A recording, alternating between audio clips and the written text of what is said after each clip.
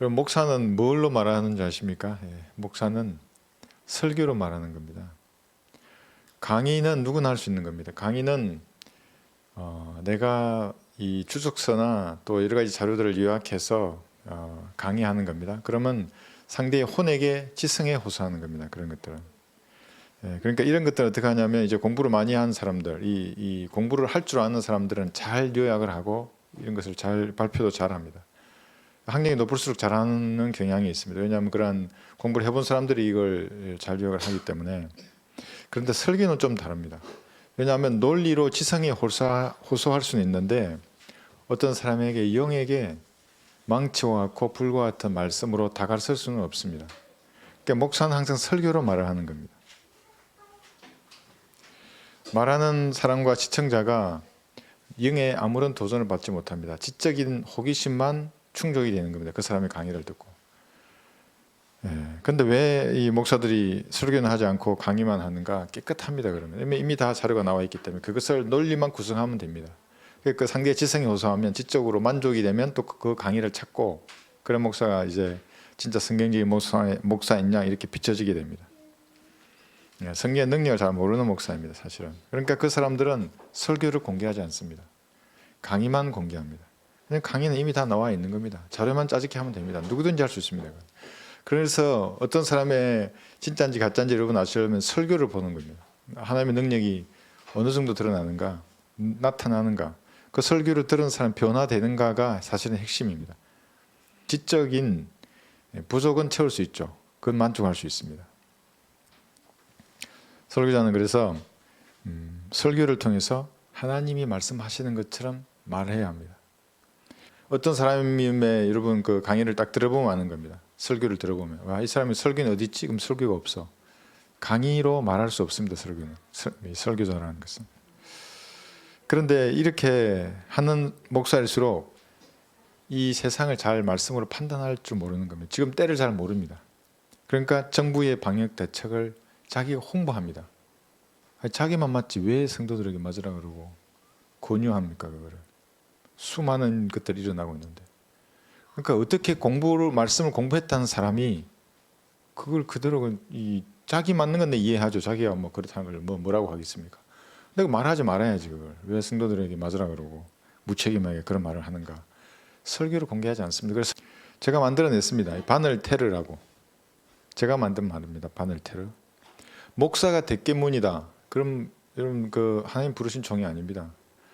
좌익과 우익도 구분하지 못하는 목사는 하나님 부를 수가 없습니다. 그런 사람을. 어떻게 공산주의자의 영을 가진 사람을 하나님 불러서 종으로 쓰겠습니까? 불가능한 일입니다.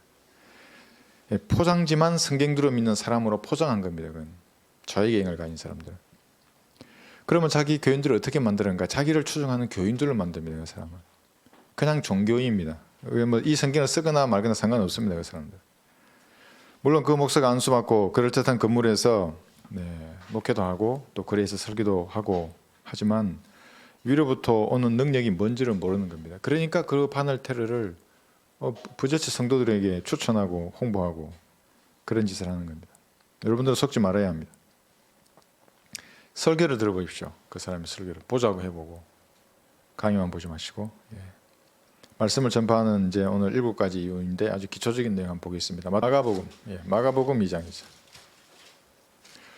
그 목회를 할 때 사람이 모여드는 것은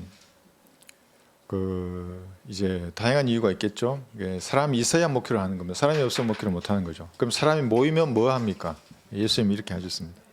곧 많은 사람이 모여들어 문 앞에조차 더 이상 들었을 틈이 없더라.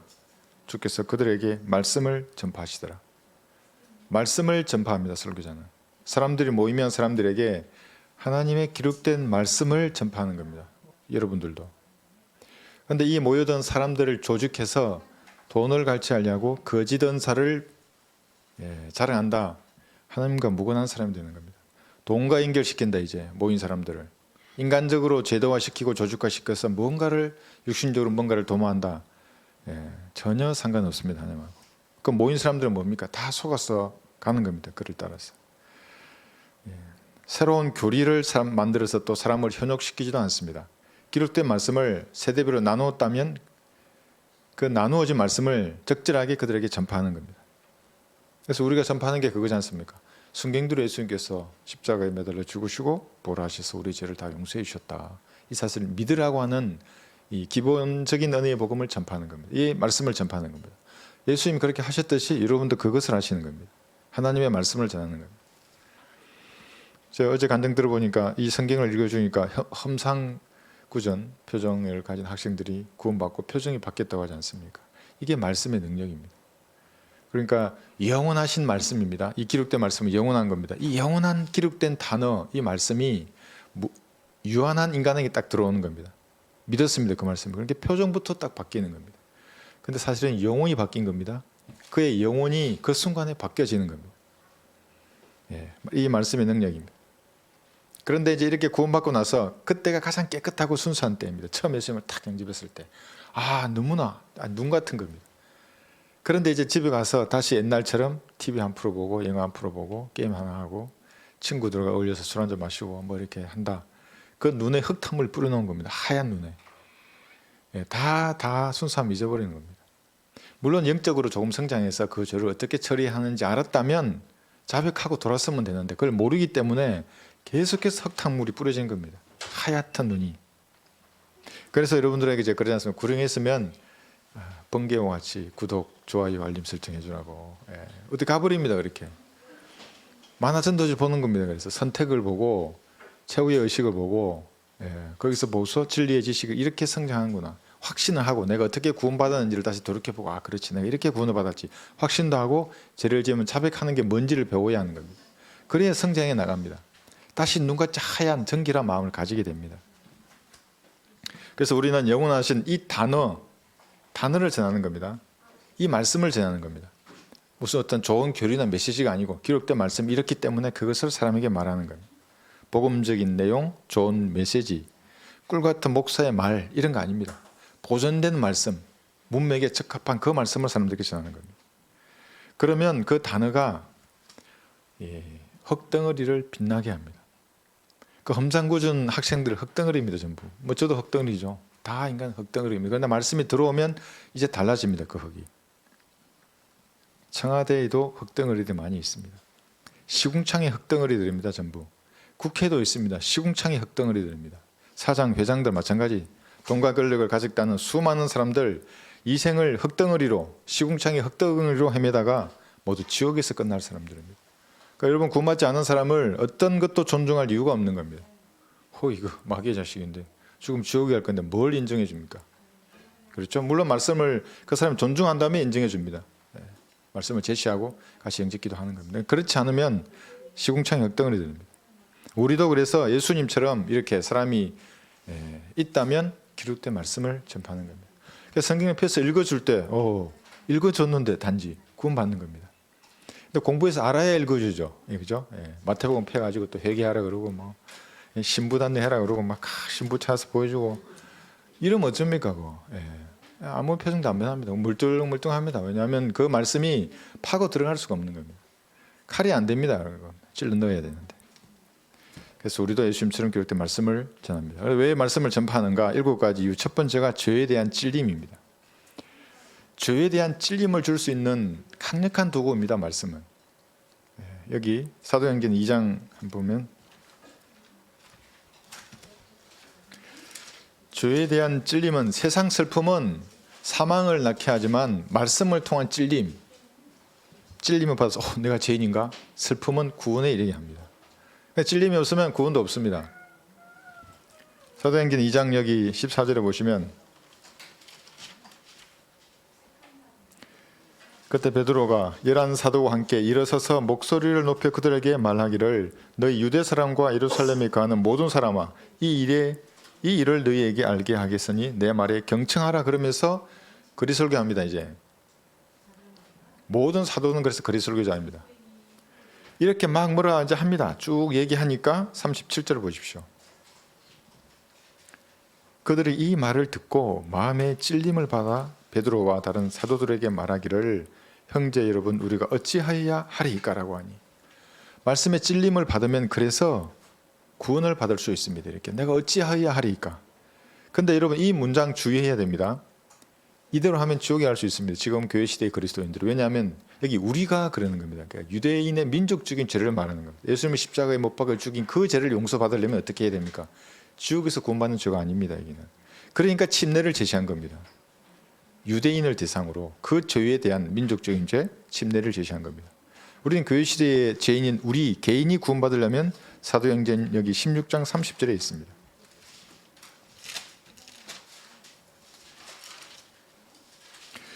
얼마나 많은 사람들이 아까 사도행전 2장 38절 때문에 지옥에 간지 모릅니다. 그러니까 자기도 믿고 침례를 받으려고 하는 겁니다. 그래야 구원받는 줄 알고.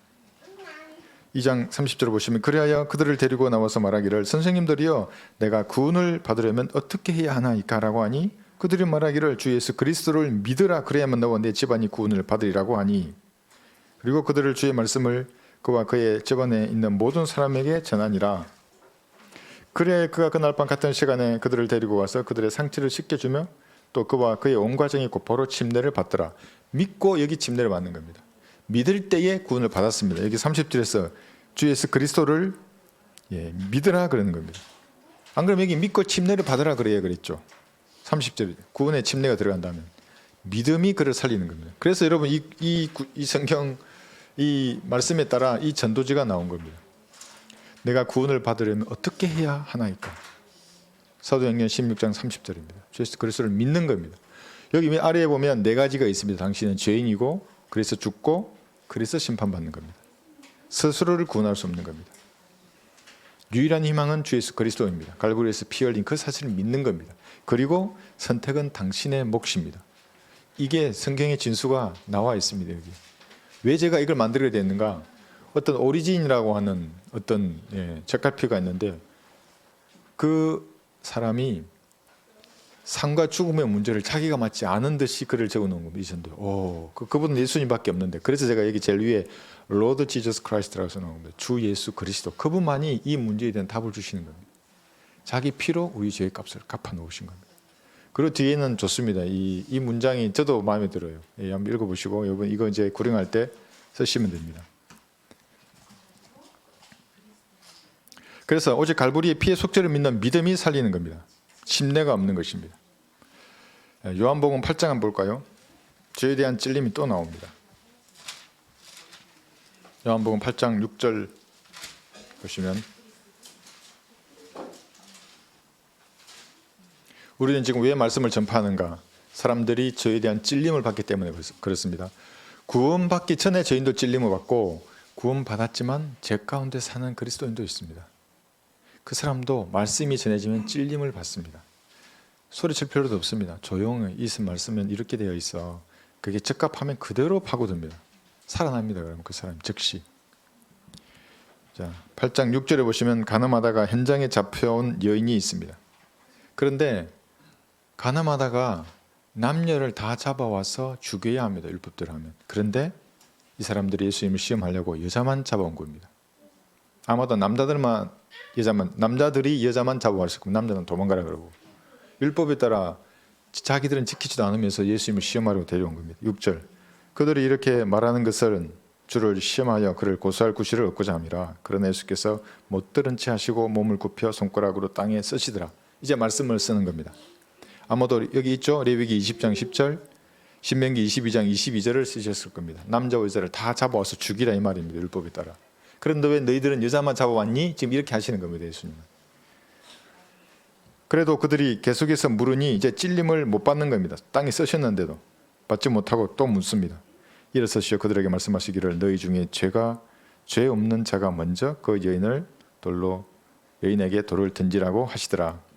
자, 그 다음에 보십시오. 그리고 다시 몸을 굽히시어 땅에다 쓰시니라. 아까 그 말씀에 찔림을 못 받으니까 다시 쓰십니다. 너희가 잘못했지 이 말입니다. 지금 율법에 따라 너희가 죄를 지은 거야. 그 말을 들은 자들은 양심에 이제 예수님의 말씀과 땅에서 그를 본 겁니다. 그래 우리가 잘못했구나. 이 찔림을 딱 받는 겁니다. 그 말을 들은 자들은 양심의 가책을 받아 가장 늙은 자로부터 시작하여 맨 나중 사람까지 하나씩 자리를 떠더라. 그래야 예수께서 혼자 남으시니 그 여인이 한가운데 서 있더라. 물론 예수님도 용서해 주시면서 다시는 반복하지 마라 그러십니다. 그런데 여기서 가장 늙은 자부터 떠납니다. 왜냐하면 인생을 많이 살아본 사람들은 그만큼 죄가 많은 겁니다. 나이가 많으면 많을수록. 그래서 나이가 많으면 많을수록 사실은 전파되던 말씀을 거부하려고 그러는 겁니다. 어리면 어릴수록 죄가 없이 순수합니다. 받아들입니다. 그런데 깨어있는 사람은 또 압니다. 내가 그만큼 죄가 많다는 것을. 그래서 어르신들 중에도 말씀을 탁 전하면 바로 받아들이는 겁니다. 바로 받아들여서 바로 구원을 받는 사람들 많이 있습니다. 그래서 우리가 구령할 때 준비된 사람을 만나게 해달라고 하는데 그게 누굽니까? 찔림을 지금까지 쭉 받아왔던 사람입니다. 성령께서 자기 인생 가운데 죄 지을 때마다 내가 죄인인데 이거 하면 되나? 아이고 천벌을 받는 거 아닌가? 여러 가지 상황에서 찔림을 주십니다. 그러다가 여러분을 만난 겁니다. 그런데 죄 문제가 해결되지 않으면 지옥에 한다고 하니까 그 순간 그 찔림이 아주 극대화되는 겁니다. 내가 어떻게 해야 되는가? 용서되었다고 이미. 당신이 할 것은 아무것도 없다고, 늦었다고 이미 했다고 2000년 전에. 태어나기 전에 끝났다고 죄의 문제가. 이 사실을 마음으로 믿는 거라고. 그러면 그 믿음이 그를 살리는 겁니다. 찔림을 주는 겁니다. 그래서 말씀의 칼로 여러분이 단방에 그런 사람을 구원할 수 있습니다. 여러분 경험하셨죠? 기다렸다는 듯이. 왜 이제 나타났냐는 듯이. 그죠? 2시 반인데 3시 반인 줄 알고 뛰쳐나간 그 학생들 같이 그렇게 하나님께서 복음을 받아들이게 하십니다. 그 학생도 찔림을 받았던 겁니다. 그 전에 언젠가에. 그 마음을 하나님 보시고 그때 튕겨나가게 하는 겁니다. 구령자를 만나게 하는 겁니다. 그런데 구령자를 만나게 그리로 보냈는데 아무도 없으면 어떻게 합니까? 아무도 없으면 다 은사주의자야. 다 장로교, 칼빈주의, 알미니안주의, 다 신천지 뭐 이러면 어떻게 됩니까? 그 사람이. 아무도 거리에서 외치지 않아 맨날 커피나 나눠주고 그러면 어떻게 되고 어떻게 구원을 받을 수 있겠습니까? 그 사람이. 그래서 하나님께서 여러분과 동행하는 겁니다. 구령할 마음을 딱 품은 그 순간에 그래서 여러분 기도해서 하나님 도와주고 싶어 하십니다. 기도하는 겁니다. 그럼 탁 만나는 겁니다. 이것이. 그럼 지혜와 용기로 나가는 겁니다. 앞으로. 양심이 불로 지져진 사람은 어떻게 됩니까? 이런 찔림이 없는 사람들입니다. 사탄과 하나님이 동전의 양면으로 보는 겁니다. 똑같이 보는 겁니다. 그래서 사탄을 하나님으로 찬양합니다. 그 사람은 진짜로 그렇게 찬양합니다. 선도 없고 악도 없고 그런 사람들은. 저도 그런 병사를 봤습니다. 군대에 있을 때. 대순진리의 인간. 그래서 대순진리의 사람들은 별로 말하고 싶지 않아요. 다 받아들여. 결국 안 믿어. 그 사람들은. 시간 낭비하는. 이런 악독에 매여 있는 사람일수록 그 환경이나 취미나 생각이나 다 보면 마귀적인 사람들입니다. 친구들도 같은 사람끼리 모입니다. 그런 사람들. 그래서 우리가 말씀을 전한 이유가 죄에 대한 찔림을 준다. 그것이 죄인이든지 또 구원받은 죄인이든지 상관없이 말씀을 전하면 양심의 찔림을 받아서 무언가를 이루어냅니다. 하나님께서. 그래서 말하다가 여러분 이렇게 딱 틈을 보고 있다가 이때가 말씀의 칼을 내가 찌를 때구나. 그때 이렇게 찌르는 겁니다. 근데 잘못 찌르면 어떻게 됩니까? 상처만 입으면 다시는 말 안 하려고 그럽니다. 그래서 정확히 갖고 있다가 칼을 찔러서 배를 찌르면 이 등 뒤로 나오게 하는 겁니다. 죽여야 됩니다. 진짜 죽이는 거 아닙니다. 이거 내 예전에 한번 이랬다가 아주 말씀의 칼을 이렇게 정확히 사용하면 이 사람이 영적으로 죽어 있다가 바로 서는 겁니다. 구원받은 사람이 바로 설 수 있고 구원받지 않는 사람이 구원을 받는 겁니다. 제 말의 의미가. 그래서 항상 잘해주다가 적절할 때 탁 그 보입니다. 그 틈이 이때구나. 하나님 너를 이렇게 사랑하셔. 이렇게 우리가 죄인이었을 때 이렇게 십자가 표를 죽으셨잖니. 하나님의 사랑을 어떻게 우리가 보답하며 살아야지 이걸 잊을 수 있겠니? 이 말씀을 제가 암기하면 좋은데 못하더라도 이렇게만 말해줘도 그대로 그 심령에 찜립니다. 첫 번째 것이고 두 번째는 왜 말씀을 전하는가? 로마서 10장 보시면 여러분이 성경을 읽을 때에 믿음이 형성됩니다. 성경은. 여러분이 말씀을 전할 때도 그 말씀을 들은 사람이 믿음이 생성됩니다. 로마서 10장 17절 한 구절 보겠습니다. 한번 보십시오. 많은 사람이 오해합니다. 이 구절을. 이 정확한 뜻이 무엇인가? 그러므로 믿음은 들음에서 나오며 들음은 하나님의 말씀에 의해서니라 이렇게 말합니다. 두 가지 오해가 있습니다. 첫 번째 오해는 뭐냐면 진짜 이렇게 믿는 목사와 이 성경 교수를 제가 봤습니다. 어떻게 믿냐면 이 구절은 문맥을 보면 앞에 우리 9절 10절을 보면 구원이 나오지 않습니까? 구원에 관련된 믿음이다. 이 믿음은. 그러니까 믿음이 들음에서 나온다는 말은 구원받는 믿음은 들음에서 나온다 이렇게 믿습니다. 아닙니다. 모든 믿음의 출처는 하나님의 말씀을 들음으로 생기는 겁니다. 구원받는 믿음만 말씀을 들어야 구원받는 믿음이 생기는 게 아닙니다. 왜 그런가? 자, 에베소서 2장 8, 9절을 한번 가만히 생각해 보십시오. 너희가 믿음으로 말미암아 은혜로 구원을 받았으니 이것은 너희에게서 난 것이 아니요 그럽니다. 이것이 뭡니까? 믿음입니다. 그러니까 믿음이 그 사람에게서 난 것이 아니라 하나님의 선물입니다. 태어날 때부터 구원받을 때 필요한 믿음을 가지고 태어나는 겁니다. 그런데 뭔 말씀을 또 들어야 이 구원받는 믿음이 생긴다고 하는 겁니까? 성경을 이해하지 못하는 사람이 목사가 되었고 성경 교수가 된 겁니다. 내가 당신이 틀렸다고. 그런데 엄청 핍박했습니다. 저를. 제가 무슨 이단인 줄 알고. 아니, 약한 목사의 주석서를 안 읽어보았고 이 말씀 깊이 묵상하지 않은 사람입니다. 근데 얼핏 보면 그 말이 옳아 보입니다. 왜냐하면 앞에 19절 10절에 구원이 있기 때문에 이것도 구원이 아닌가. 그러니까 구원받는 믿음은 들으면서 나는데 그 이외의 믿음은 고난을 견뎌야 믿음이 생긴다고 주장했습니다. 이단입니다. 이게 정말 큰 이단입니다. 근데 이 사람이 성경들을 믿는다고 하거나 뭐래 상관없습니다. 성경들을 믿는다고 합니다. 자기는. 제가 보기엔 아닌데. 우리는 정확히 이 사실을 알아야 합니다. 모든 믿음의 출처는 하나님의 말씀을 들음으로 생기는 겁니다. 구원받는 데 필요한 믿음은 다 가지고 있습니다. 땡중도 가지고 있습니다. 신부도 가지고 있고 창녀나 도둑이나 사기꾼도 가지고 있습니다. 그 믿음을 행사해야 합니다. 그거를 꿇으라고 무릎을 괄벌 앞에 무릎 꿇으면 구원을 받는데 안 꿇어요. 그 사람이. 왜 목사가 이런 간단한 성경도 풀지 못하는가? 하나님께서 불쾌하게 여기시는 것이 그에게 있기 때문에 그런 겁니다. 그러니까 그 사람의 그릇의 크기를 너는 1 곱하기 1cm 이상은 안 돼. 허락 안 해주십니다. 그의 지성의 크기를 그 믿음의 외연이라고 제가 표현하는데 항상 이게 이만합니다. 아주 그냥 이만 안 커져 그냥 종기만 해. 부어줄 수가 없습니다. 하나님께서. 그러니까 그래서 여러분의 마음을 하나님 보시기에 합당하게 하시면 교회 다닌 연수와 상관없습니다. 믿음의 분량이란. 이 크기가 얼마나 하는지 하나님 다 부어주십니다. 운동장만 해도 부어주시고 지구만 해도 부어주십니다. 그렇게 되면 마음의 상태만 올바르게 되어 있다 그러면 감당할 수준에만 있으면 하나님 부어주시는 겁니다. 그를 따르는 성도들만 불쌍한 겁니다. 이 종교적인 기기가 되면 목사를 추종하게 되고 목사가 하지 마라 하라 하나 하지 마라 하나 이것만 봅니다. 그래 목사 하라 그러면 하고 하지 마라 그러면 안 하고 이렇게 됩니다. 그게 로마 가톨릭 종교 기계들입니다. 우리 성도님들은 자유인입니다.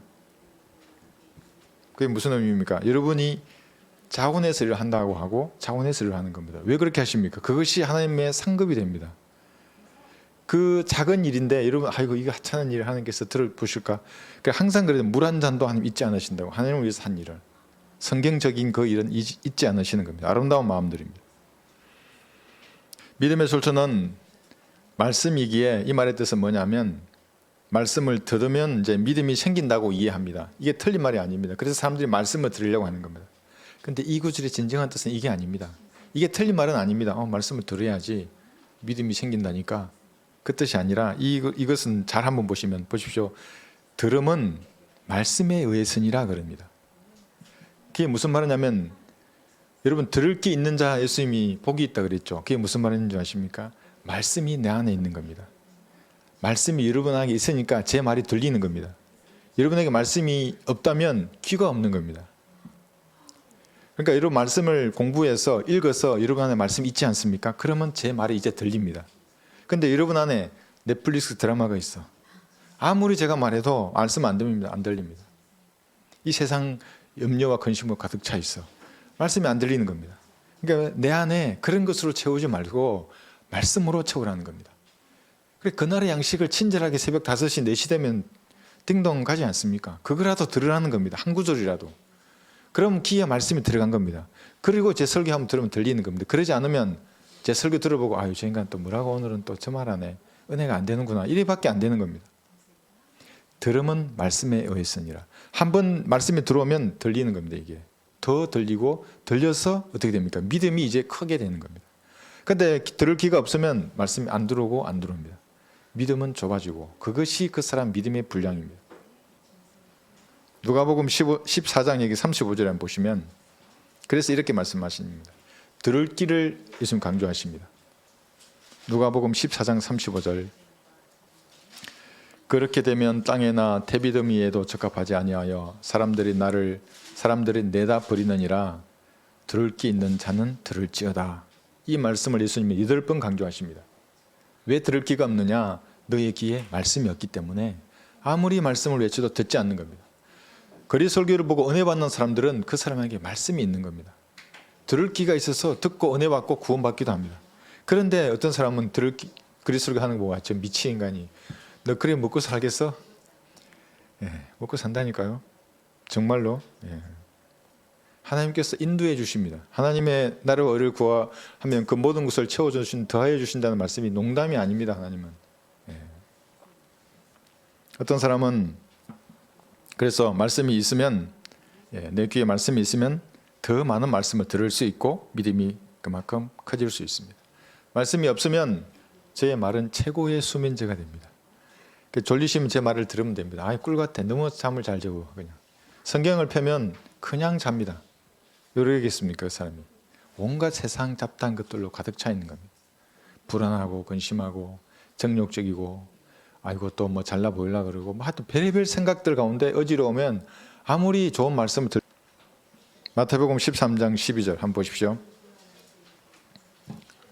여러분 말씀이 있으면 있을수록 더 잘 들립니다. 없으면 없을수록 들리지 않고 있는 것마저 빼앗깁니다. 마태복음 13장 12절 누구든지 가진 사람은 받게 되어 더 풍성히 가질 것이나 누구든지 갖지 못한 사람은 가진 것마저도 빼앗기리라. 여러분 귀에 말씀이 없으면 다 빼앗깁니다. 있으면 점점 더 가집니다. 누가복음 8장 18절도 한번 보겠습니다. 똑같은 말씀을 여기서 하십니다. 누가복음 8장 18절. 여러분 이 말씀에 지금 여러분의 눈을 주목해야 합니다. 눈을 주목하세요. 군대에서 제가 강의할 때는 사실 저만 보게 합니다. 아무런 교재도 보게 하지 않습니다. 교재를 들고 오라 그럽니다. 저는 다 외웠으니까 다 놔라 그러고 제가 눈을 보면 압니다. 제가 지금 무슨 생각하는구나. 탁 해서 아니면 야 저 갔다 와 사내 그렇게 하는데 우리는 그렇지 않죠.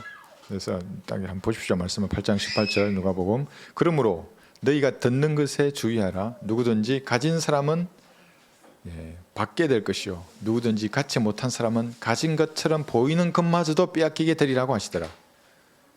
말씀이 없는 사람은 다 빼앗깁니다. 그래서 다 빼앗깁니다. 들리지도 않고 있는 것마저도 다 빼앗기고 가진 것처럼 보이는 그것도 빼앗깁니다. 그래서 여러분 귀에 여러분 마음에 말씀의 씨가 말씀이 늘 들어오도록 해야 하는 거예요. 그리고 그 성경을 통독하는 것도 있습니다. 유튜브에 있으니까 이런 보시고 자문이나 이런 것들 듣게 하면 좋습니다. 집안에 올려 푸지고 말씀이 그것 자체가 마귀에게는 사실은 무서운 겁니다. 그래서 기록된 말씀을 듣고 있고 공부해서 가진 사람은 더 믿음이 계속해서 장성해지는 겁니다. 지금은 잘 안 모릅니다. 근데 그것이 어느 순간에 이렇게 드러나는 겁니다. 일주일, 한 달, 두 달 하면 잘 모르죠. 1년 정도만 지속해도 굉장합니다. 그 믿음이라는 것이.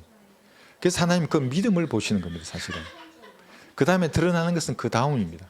근데 그 반대로 되어서 믿음이 아니라 행함, 이제 드러나는 열매만 따진다 그러면 이게 지속이 안 됩니다. 세 번째는 우리가 말씀을 전파하는 7가지 이유 중에 세 번째는 이 말씀이 물입니다. 물. 정결한 삶을 살게 합니다. 그래서 정결하고 싶으면 말씀의 물로 매일 씻어야 합니다. 매 순간 씻어도 좋습니다. 복개 성경 그래서 제가 군대 생활할 때는 매일 여기 아침에 출근할 때 탁 가져갑니다. 이거를 매일. 이거 뭘 해도 훈련을 가거나 무엇을 하거나 무엇을 해도 복개 성경입니다. 쉬는 시간에 탁 열어서 펴서 보고 넣고 다시 넣고 이렇게 매일 말씀이 떠나지 말아야 합니다. 그러면 도덕적으로 영적으로 정결한 삶을 살 수가 있습니다. 마귀가 틈을 노리는 겁니다. 도덕적으로 영적으로 지저분한 무엇인가를 여러분에게 심어주는 겁니다. 그걸 몰라보게 위장해버립니다. 나중에. 그러면 넘어지게 됩니다.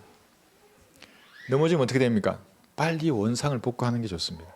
마귀에게 하나라도 더 유익을 주기 전에. 왜냐하면 더 강한 자극을 마귀는 원하는 겁니다. 그러니까 넘어지면 안 넘어질 수 없습니다. 사람은. 넘어졌다 그러면 얼마나 빨리 일어나는가. 마귀에게 더 많은 유익을 주지 않는가. 왜냐하면 그 유업을 다 상실하기 때문에 그런 것입니다.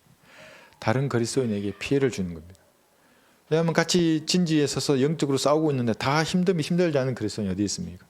그러나 자신의 책무로 다하는 그리스도인을 보고 용기를 얻어서 싸우는데 헛등으로 띵간띵간 놀고 있어요. 이렇게 커피나 마시면서. 용기를 있습니다. 이 그리스도인들은. 예. 그래서 빨리 일어나야 합니다. 예.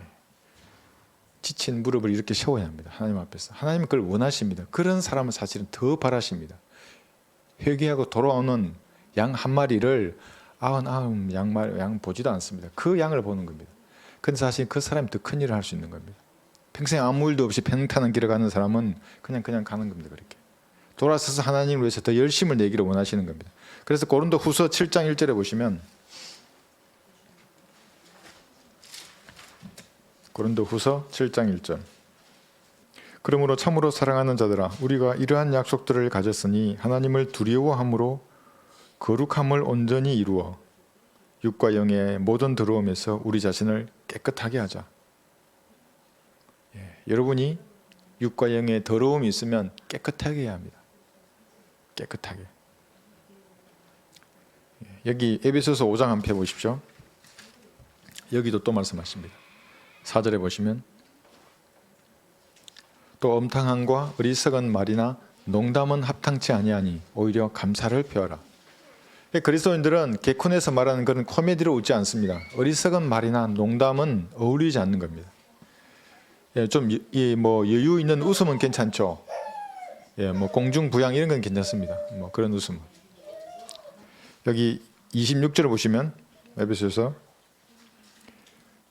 이는 그가 교회를 말씀에 의한 물로 씻어 거룩하게 하시고 깨끗하게 하사 자기 앞에 영광스러운 교회로 나타내서 점이나 주름진 것이나 또는 그러한 것들이 없이 거룩하고 흠없게 하려 하심이니라. 예, 우리 집에 스팀 다리미가 있습니다. 물이 있는 다리미. 예, 제가 와이셔츠 다릴 때 이거 좋더라고요. 물이 있습니다. 물. 예, 깨끗하게 세탁하고 또 물로 잘 다리는 겁니다. 하나님 앞에 점도 없고 주름진 것도 없고 흠 없는 그런 상태로 그리스도인이 되어야 합니다. 그래서 말씀을 읽는 겁니다. 말씀에 물로 씻어내는 겁니다. 여러분, 그 군인들을 훈련할 때 제일 급한 게 물입니다. 산에 직계일제를 편성하면 물을 어떻게 공급할 것인가, 이걸 보는 겁니다. 쉽지 않죠. 생수병 하나 주고 이제 마시기도 급한데 씻지 못하죠. 못 씻으면 어떻게 됩니까? 이제 며칠 지나고 일주일 지나면 여러분 악취가 나게 됩니다. 모릅니다. 그런데 다 같이 있으니까. 이제 이렇게 툭 하면 이렇게 이제 그게 보이죠. 자기 그때서야. 그래서 정결하지 못한 사람은 그런 사람들끼리 찾는 겁니다. 자기가 불편해합니다. 이 거룩한 사람들 안에 있으면 너무나 초라해지고 표정이 다릅니다. 빨리 벗어나고 싶어합니다. 친구를 만나러. 그런 악취를 내는 사람들은. 야고보서 1장 21절에도 이렇게 나와 있습니다. 야고보서 1장 21절에 어떤 사람을 세워줄 때 여러분 생각하시면 됩니다. 이 사람이 이렇게 정결하게 되겠구나. 내가 들려주는 말을 통해서. 진짜 그렇게 됩니다. 그러니까 여러분 기도하시면 됩니다. 식사하기 전에 기도할 때 하나님 앞에 하고 싶은 말을 하는 겁니다. 그에게 해야 할 말을 기도할 때 하는 겁니다. 그거 여러분의 영적인 권한인데 할 수 있습니다. 그러므로 너희는 모든 더러움과 넘치는 악을 벗어버리고 너희 혼들을 구원할 수 있는 신겨진 말씀을 온유함으로 받으라. 이 말씀이 더러움과 넘치는 악을 버리게 합니다. 깨끗이 씻어버리는 겁니다. 그래서 항상 제가 힘들면 말씀을 읽으라고 하는 겁니다. 두려움은 읽고 슬프도 읽고 고독해도 읽고 좋아도 읽고 말씀을 읽어야 합니다. 이러면 그 말씀이 여러분 안에서 역사해서 정결한 삶을 살게 하는 겁니다. 우리 어제 간증 들을 때 저도 옛날 생각 많이 났습니다. 술 취한 혼미한 정신이 싫어지는 겁니다. 이제 맨정신이 훨씬 좋은 겁니다. 술, 알코올이나 니코틴 냄새만 맡아도 토가 나옵니다. 싫어집니다. 그런 사람들이. 저도 지금 싫어요. 그런 냄새만 맡아도 토가 나와요. 근데 과거에는 몰랐죠. 그런 말씀의 물로 씻으면 깨끗해집니다. 눈처럼. 그러면 그런 오물이 그렇게 보이는 겁니다. 네 번째는 확신입니다. 요한일서 5장을 보겠습니다. 우리가 말씀을 전파하는 이유이기도 하고 우리가 말씀을 대할 때도 확신이 생깁니다. 어떤 세파에서도 흔들리지 않습니다. 믿음이. 요한일서 5장 13절을 보시면 다른 무엇보다 이 확신이 있어야 합니다. 내가 하나님의 아들의 이름을 믿는 너희에게 이런 것들을 쓰면 너희에게 영생이 있음을 알게 하려 함이며 또한 너희가 하나님의 아들의 이름을 믿도록 하려 함이라. 예, 우리도 믿었습니다. 그래서 영생을 여러분들이 가진 것입니다. 확신하셔야 합니다. 이것이 흔들 이유가 전혀 없습니다. 세상 사람들도 가끔 하늘나라 지옥도 이렇게 생각합니다. 요즘 뭐 넷플릭스에서도 지옥에 대해서도 얘기하고 그러니까 그것도 본 사람들이 자기가 지옥에 대해서 많이 아는 줄 알고 지옥 얘기하면 나도 지옥을 한다고 뭐 그렇게 말하는 사람이 있다고 저도 들었지만 세상 사람들은 슬픔이나 근심이나 여러 가지 이생의 염려 때문에 불안해합니다. 아무도 확신하지 못합니다. 확신하는 사람이 가끔 있기도 합니다. 이런 많이 배웠거나 재산이나 권력을 가진 사람들을 만나면 어떤 확신에 가해칩니다. 자기 신념에. 그런데 죽음 앞에서 그것은 여지없이 무너지는 겁니다. 여러분 장례식장에 가서 맷집을 자랑하는 사람 봤습니까? 그 시체가 저기 있는데 다 겸손해지는 겁니다. 죽음 앞에서 다 무너집니다. 그들의 확신이라는 것은. 확신 없는 불안이 그들을 주관하기 때문에 무엇인가 위로 삼을 것이 필요한 겁니다. 그래서 쾌락을 찾는 겁니다. 재산을 불리고 자녀나 가족이나 사회적 업적이나 성취를 찾다가 마지막에 종교를 찾는 겁니다. 별의별 종교를 다 믿습니다. 가만히 보면 종교라는 것은 이게 마루종조의 가르칠 교지 않습니까? 가장 높은 가르침. 자기마다 종교를 다 그냥 가지는 겁니다. 종교가 아닙니다. 사실은. 종교는 창조주를 숭배하는 게 종교입니다. 성경의 하나님을 믿는 그것이 종교인데 5만 가지를 다 가지고 있습니다. 흔들바위입니다. 제가 초등학교 때 처음에 흔들바위로 봤는데 우리 고모들이 사진을 보니까 진짜 그 흔들바위 사진이 있더라고요. 이게 어디에 있는 사이인데 흔들어도 바위가 안 넘어진대 이러면서 제가 아주 신기했는데 흔들바위 위에 사는 사람들입니다. 구원의 근거가 내 신앙의 근거가 이 말씀이 아니면 다 흔들바위 위에 사는 사람들입니다. 조금 흔들면 다 흔들려 버립니다. 그러나 성경적 근거 위에 서 있는 사람들은 확신을 주십니다. 성령께서 그 확신을 혼에 닭같이 단단히 고정해 두십니다. 그래서 기도하는 겁니다. 아무것도 염려하지 말고 다만 모든 일에 기도와 간구로 너희의 구하는 것들을 감사함으로 하나님께 알려지게 하라. 그리하면 모든 지각을 초월하시는 하나님의 평강이 그리스도 예수 안에서 너의 마음과 생각을 지키시리라. 확신이 있기 때문에 기도하는 겁니다. 여러분 기도할 때 확신을 가지고 기도하십니까? 여러분의 기도를 하나님 들으신다고 믿으십니까? 그 믿음이 성경대로 믿는 믿음입니다. 근데 이거 뭐 될까 말까 뭐 이게 연불외듯이 기도하면 하나님하고는 아무런 상관이 없는 겁니다. 여러분의 마음을 하나님 앞에 이렇게 토로하는 겁니다. 다섯 번째가 위로하십니다. 왜 말씀을 전파하는가? 말씀이 위로하는 겁니다. 여러분의 가장 위로의 말이 어떤 말씀입니까? 이게 데살로니가전서 4장을 보겠습니다. 뭐가 잘 되는 겁니까? 성공하는 겁니까? 데살로니가전서 5장 4장 15절부터 보시면 어떤 것으로도 그리스도인을 위로할 수 없습니다. 이 말씀 외에 다른 것으로 위로받았다면 그 사람은 육신적인 사람입니다. 성경적으로 말하면 타락한 사람입니다. 구원 받으실 수 있습니다. 물론. 그러나 영적이지 않습니다. 그 사람은.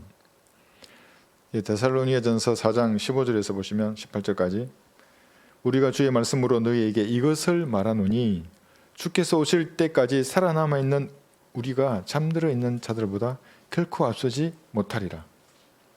잠들어 있다고 합니다.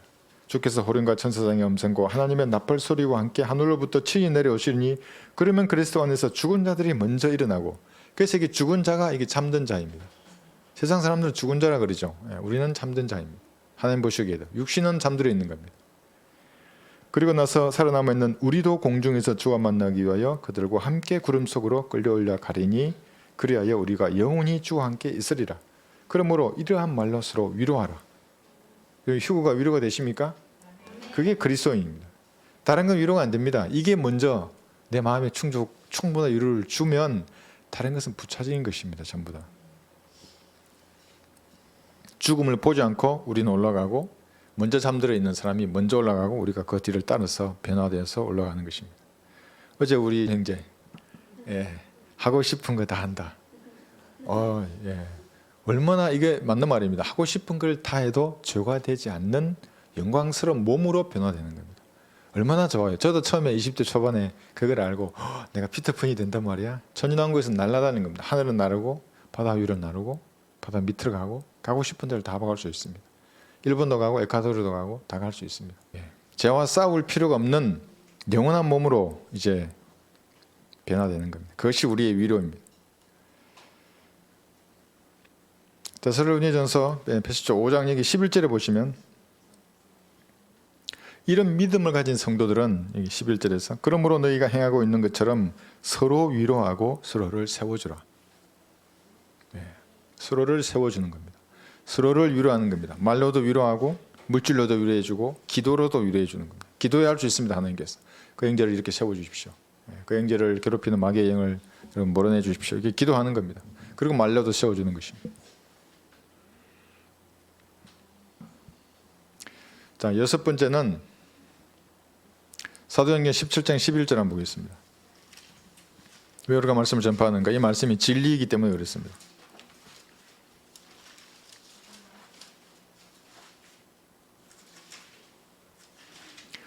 우리가 말씀이라고 할 때 이 말씀은 여러분 단어입니다. 이 한글 단어. 이 단어가 진리라고 믿기 때문에 이 말씀을 전파하는 겁니다. 그러면 지금까지 말한 다양한 역사들이 일어나는 겁니다. 이 말씀은 결코 변치 않는 진리입니다. 근데 이 진리를 위해서 살겠다고 하는 사람들은 사실은 많이 있습니다. 제가 안식 교인들이 많다고 했지 않습니까? 정말 그 사람들은 진리를 위해서 살겠다, 진리를 위해 죽겠다, 뭐 많이 말합니다. 그리고 그 육신의 이 열정이 대단합니다. 그들도 사실은. 그런데 말씀을 안 나누면 아무 소용이 없는 겁니다. 나누어서 공부한 그 말씀이 진리입니다. 그 지식이. 여기 11절 보시면 베레아 사람들은 데살로니가 사람들보다 더 고상하여 전심으로 말씀을 받아들이고 그 말이 그러한가 하여 매일 성경을 상고함으로. 매일 성경을 상고합니다. 왜 하나님은 이 단어 하나하나에 영감을 불어넣으셨는가? 아까 이제 질문도 있다고 했죠? 왜 그렇게 했겠습니까? 하나님은 언어를 만드신 분입니다. 애착이 있으십니다. 이 단어와 언어로 인간들하고 교제를 원하시는 겁니다. 왜 교제를 원하십니까? 하나님은 사랑이시기 때문에. 사랑이신데 혼자 어떻게 사랑을 합니까? 상대가 필요한 겁니다. 골방에서 말할 여러분이 필요한 겁니다. 사실은. 그 언어로 말할 때 하나님 너무나 기뻐하시는 겁니다. 이쁜 말 제가 말씀드렸죠. 하나님 보시기에 어떤 말이 하나님을 기쁘시게 하겠는가 한번 생각해 보시는 겁니다. 벌레 같은 저를 사랑해 주셔서 하나님 감사합니다. 예수님의 피로 저에게 정결한 마음을 주십시오. 다 씻겨내 주시고 깨끗한 마음으로 주님을 섬기기를 원합니다. 이런 자세로 하나님께 다가서는 겁니다. 말씀이 진리입니다. 그래서 그리스도인은 이 성경의 단어를 비평하지 않습니다. 단어나 문장을 고치지도 않고 고등 비평, 원문 비평 뭐 이런 걸 배운 자신의 지식을 자랑하지 않습니다. 그리스도인들은 말씀을 그냥 믿습니다. 하나님의 말씀으로 믿는 겁니다. 그렇지 않고 참으로 이것이 원문에 나온 말씀이냐? 이렇게 이제 의심을 딱 가지면 하나님하고는 사실 끝납니다. 이제 그냥 종교적인 사람 뭐 아니면 뭐 성경적인 사람, 감리교인, 장로교인, 뭐 신천지 뭔지 이런 것만 될 수 있을지 몰라도 그리스도인은 되지 않는 겁니다. 그리스도인은 다 말씀을 믿습니다. 왜냐하면 말씀이 진리이기 때문에. 근데 이 말을 조심해야 돼요. 영어가 말씀이고 영어를 잘 번역한 이 책은 뭐 참고할 만한 책이다 만약에 이렇게 된다 그러면 말은 그렇게 하지 않지만 영어의 권위를 드는 순간에 사실은 이 원칙이 깨져버리는 겁니다. 그래서 그들에게는 능력이 드러나지 않습니다. 하나님의 능력이 사실 드러나야 하는 겁니다. 구령하고 그래서 설교하고 우리가 어제 했던 그런 간증들이 사실은 나와야 합니다. 근데 그런 간증 없이 그냥 뭐 교회 행사를 매주 이렇게 예배드리고 성경 공부하고 내 삶에 아무런 변화도 없고 그렇다면 하나님하고는 사실은 무관한 교회가 됩니다. 진리이기 때문입니다. 말씀이 진리입니다. 간증 하나 하겠습니다. 원래 오후 성경 공부나 예배할 때는 꼭 간증을 합니다. 왜냐하면 이제 다 피곤하시기 때문에 간증을 하면 저도 과거의 경험을 살펴보면 간증하면 눈이 턱 떠집니다. 그게 신기하죠. 그래서 간증이 어떤 목사의 설교보다 힘이 있는 겁니다. 여러분 어제 했던 그 간증이 20대 초반에 제가 이 말씀에서 아주 구원받기 전이었습니다. 진리를 찾아야 하는데 그러지 않았을 때입니다. 근데 너무 관심이 많은 책을 많이 읽었죠. 그때 제가 읽은 책이 라저니시의 배꼽이라는 책이 있어요. 그래서 간디의 묘비명에는 오 진리요 뭐 이렇게 써 있다 뭐 이렇게 하면서 생각하면서 우리 부대가 그 철원 밑에 포천 위에 그 명성산이라고 있습니다. 바위산입니다. 거기에 주둔지를 딱 잡았는데 휴식 시간에 이제 다 뿔뿔이 흩어서 쉬는 겁니다. 저 혼자 계곡에 올라갔습니다. 한 1km 되는 물이 흐르는 계곡에. 그래서 뭐 그 계곡 물을 보면서 진리가 뭐지? 야, 그 뭐 묘비에 뭐 쏘고 이렇게 죽었다는데 뭐 배꼽 책 읽으면서 막 해필 또 배꼽이야. 그럼 배꼽이 뭔지도 모르겠어. 왜 그렇게 이름을 지었는지도 모르겠어. 그래서 이렇게 생각하고 있는데 민간인들이 올라온 겁니다. 계곡에 물놀이 하러 여름에 개고기를 잡았어. 그래서 나를 쳐다본 거야. 처량해 보였겠지 이제. 이렇게 와서 좀 먹으라고 주는 대로 마셨어요. 얼마나 먹었는지 모르겠어. 물처럼 마셨어. 네, 물처럼. 고기를 보니까 어떻게 했어 이게 훈련 나왔는데 고기에 술을 주니까 정신없이 먹었어요. 뭐. 그런데 이제 부대가 안 들어오니까 찾으러 온 거야. 네, 그래가지고 1km 되는 내리막길을 쓰러지면서 왔는데 하여튼 살았어요. 그때 뭐 저도 이제 운동을 많이 했기 때문에 고참들에게 엄청 맞았는데 평생 맞은 매를 다 맞았는데 하여튼 살았어요. 하여튼. 그런데 내가 곰곰이 생각해봤어요. 아니 그게 진리라면 뭔가 찾아야지 왜 이렇게 얻어터지냐. 그 배꼽이 진리라면 뭔가를 얻었어야지 내가. 그러니까 그것을 통해서 깨달은 게 매를 맞는 구원. 이건 아니다. 아직 구원받지 않았어요. 내가 찾았어요 하나님. 성경을 통해서 찾았다면 그런 고생 안 했죠. 믿으면 되는데 무릎 꿇고 나 같은 죄인을 용서해 주십시오 했으면 되는데 그러나 하나님 보시기에는 뭔가 제 안에 아직 걸림이 있는 겁니다. 그때 만약에 나한테 질문을 던졌다면 네가 죄인이냐 그러면 그래요. 뭐 죄인 아닌 놈이 있어? 이렇게 했을 거예요.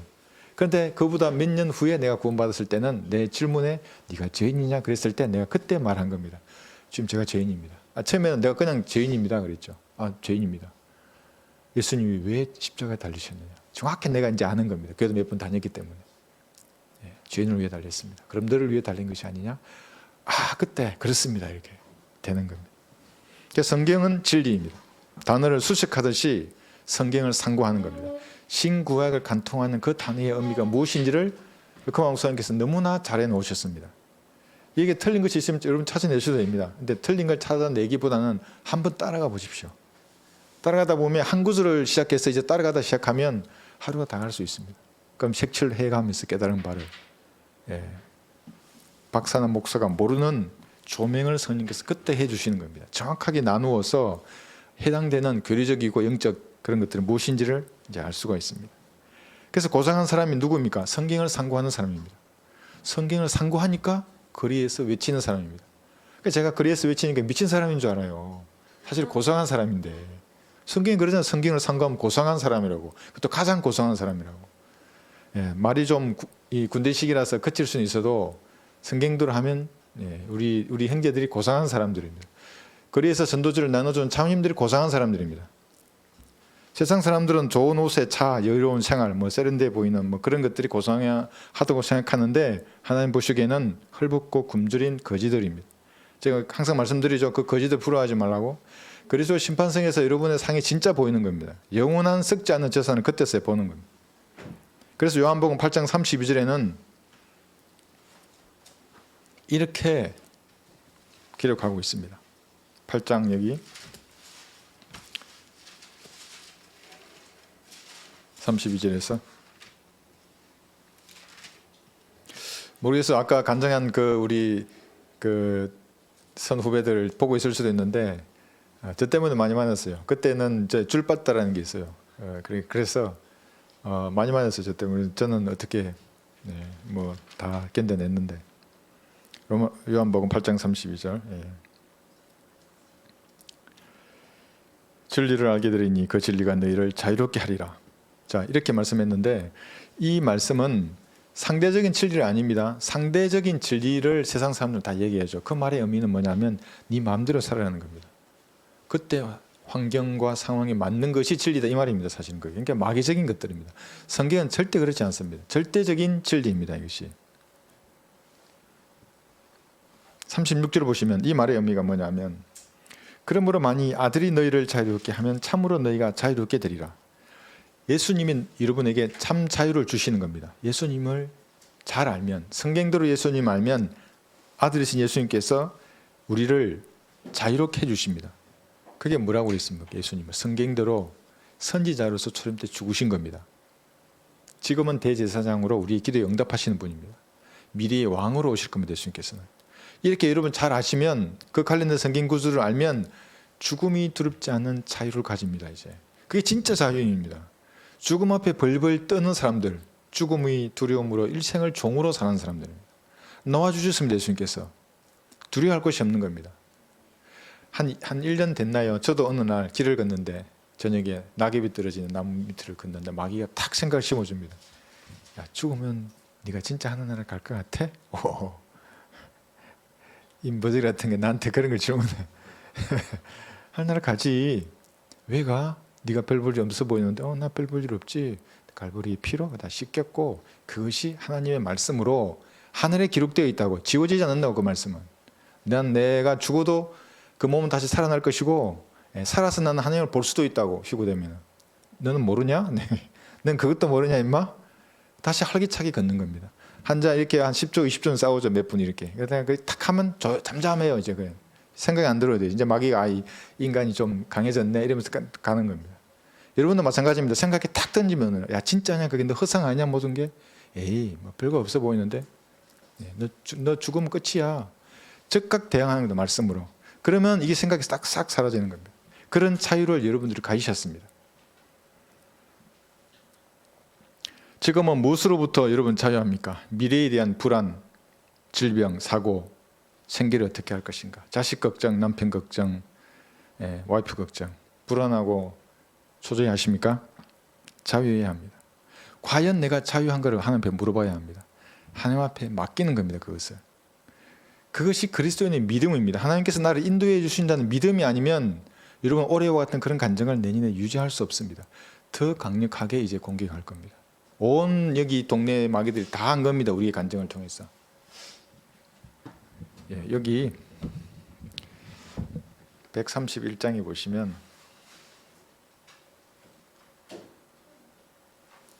이 찬양 아십니까? 내일 일 알 수 없네 하루하루의 산에 내일 밝은 햇볕 들지 혹은 구름 덮일지 다만 주의 약속 믿고 모든 염려 맡기며 나의 앞길 아시는 분 주와 함께 갑니다. 내게 닥칠 많은 일들 나는 알 수 없으나 내일 주장하시는 분 내 손 잡아주시네. 2, 3절은 오늘 댁에 가셔서 꼭 한번 해보십시오. 그러면 여러분 두려워할 것 전혀 없습니다. 자유한 겁니다. 죽음으로부터 자유한데 세상 일이 그렇게 매여서 불안해 하는 것입니까? 그럴 필요가 전혀 없습니다. 이 절지를 알기 전에는 삶의 목적이나 방향도 달랐습니다. 어떻게 살아야 할지를 몰랐던 겁니다. 지금은 이 모든 것으로부터 자유롭게 우리가 살아가고 있습니다. 마지막은 거듭남인데 베드로전서 1장 23절에 보시면 이 말씀은 다양하게 적용이 됩니다. 베드로전서 1장 23절에서 죽은 영을 살리는 유일한 도구가 이 말씀이기 때문에 말씀을 전파하는 겁니다. 그를 살리는 유일한 도구입니다. 이것이 성경이고 배려해주고 우리가 양보하고 다 합니다. 왜 합니까? 말씀을 전하기 위해서. 그 사람에게 말씀을 전할 기회를 얻기 위해서 그러는 겁니다. 너희가 거듭난 것은 썩어질 씨로 된 것이 아니라 썩지 아니할 씨로 된 것이니 살아있고 영원히 거하는 하나님의 말씀으로 되었느니라. 그래서 이 전도지를 나눠주는 겁니다. 이게 그 사람 집에 들어가면 언젠가 그 사람이 보게 될 겁니다. 이것을 그 학생의 책 속에 이 책갈피가 들어가면 부드럽습니다. 이거 좋습니다. 이거 들어가면 언젠가 보고 신뢰하면 그 학생이 영원한 생명을 얻는 겁니다. 죽은 영을 살리는 겁니다. 여기에 기록되어 있는 겁니다. 이것이 이게 원래 가치를 하면 얼마를 주고 이걸 해야 되겠습니까? 이게 1억, 2억, 10억, 100억 영원한 생명을. 그래서 우리가 전도주를 나눠주는 겁니다. 사람을 죽은 영을 살리기 때문에. 우리가 말씀을 전파하는 이유는 마지막으로 이 거듭남 때문에 말씀을 전파하는 겁니다. 전도서 11장 6절에 보시면 그렇기 때문에 뿌리라 그럽니다. 말씀을. 뿌려라. 전도서 11장 6절.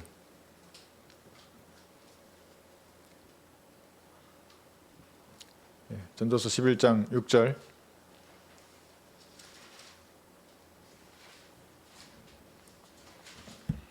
너는 아침에 씨를 뿌리고 저녁에 내 손을 거두지 말라. 이는 이것이 잘 될지 저것이 잘 될지 또는 둘 다 좋을지 내가 알 수 없습니다. 여러분이 건넨 그 은혜의 복음 한마디가 누구를 구원할지 모릅니다. 거부할 수도 있습니다. 그러나 집에 가서 구원받을 수 있습니다. 거부할 수 있습니다. 그런데 말씀에 찔림을 받았다면 피가 났지 않습니까? 출혈이 한 달, 두 달, 세 달 후에 구원받을 수 있습니다. 출혈이 나서 이제 여러분이 지내던 그 전도지가 이 사람이 구원받을지 저 사람이 구원받을지 여러분은 모르지만 하나님은 아십니다. 하나님은 그것이 누구에게 가야 되고 누가 언제 그것을 봐야 할지를 너무나 잘 알고 계십니다. 그래서 씨를 뿌리는 겁니다. 어느 게 잘 될지 모릅니다. 정확한 길실은 우리 어제 간증한 그것을 우리가 알 수는 있지만 더 정확한 것은 셋째 하늘에서 이제 그것을 기준으로 다 드러나는 것입니다. 이렇게 기도하고 울며 씨를 뿌리는 여러분들이 되시기 바랍니다. 자, 기도하심으로 오늘 성경 공부와 모임 마치겠습니다.